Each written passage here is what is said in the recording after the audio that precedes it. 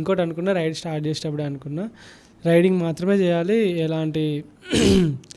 ఇలాంటివి ఇక ఫారెన్ కంట్రీలలో ఈ ఫారెన్లు వాళ్ళు వీళ్ళు పట్టుకొని తిరిగితే ఇక చూడు బ్రో, మనకేమో తినడానికే దిక్కు లేదు అని రైడ్ చేస్తాను. మనం రూపాయి ఖర్చు పెట్టుకోకుండా హోటల్స్లో సేవ్ చేసుకొని క్యాంపులలో పెట్టి పండుకుంటాం. ఓకే, ఇప్పుడు నువ్వు ఈ కథలు పడుకుంటూ పోతే ఇప్పుడు చదువుకోవడానికి పోకుండా ఇక అమ్మాయిలు ఇక తాగుడు తినుడు అనుకుంటే వాని ఖర్చులన్నీ ఇక వీటికే ఎగిరిపోతాయి, చదువు సంగనాకపోద్ది. ఇప్పుడు నాది కూడా అంతే కదా. రైడ్ అంటే రైడ్ చాలా పవిత్రంగా తీసుకున్నాను నేను దీన్ని.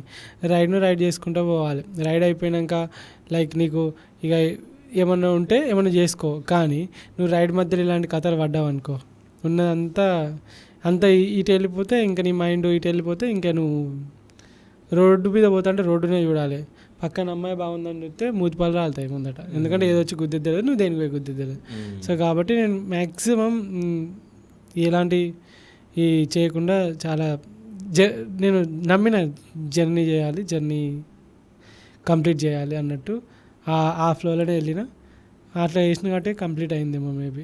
నిజం చెప్పాలా, నేను అడగంగానే క్వశ్చన్ ఆయన ఇచ్చిన బ్లషింగ్కి నేను ఏమనుకున్నాను అనుకున్నాను, నువ్వు చెప్పాక బ్లషింగ్కి నేను ఏమనుకున్నా అంటే రంజితాన్ విల్స్ కూడా ఆటగాడే అనుకున్నా. నేను నిజం చెప్తున్నా. ఇప్పుడు ఒక పర్సన్ కంపల్సరీ నువ్వు ఇంకా స్పోర్ట్స్ ఫీల్డ్లో ఉన్నప్పుడు ఇలాంటివి వస్తాయి, నువ్వు ఎలా డీల్ చేస్తావు అనే దాన్ని బట్టి ఉంటుంది కదా.